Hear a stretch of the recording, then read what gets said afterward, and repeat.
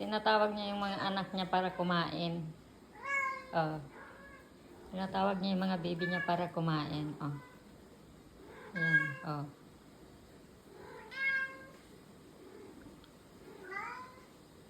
Tinatawag niya yung mga baby niya para kumain. Oh. Mm. Mm. Mm. Love na love niya yung mga anak niya. Mm.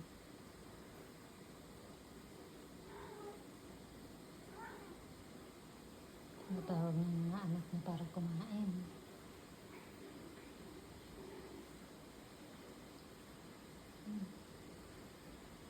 Yung dalawa, walang pakialam yung dalawa sumunod. Nandito sa ilalim ng lamesa tong isa. Di ba? Nililinisan niya mga baby niya, kinikis niya.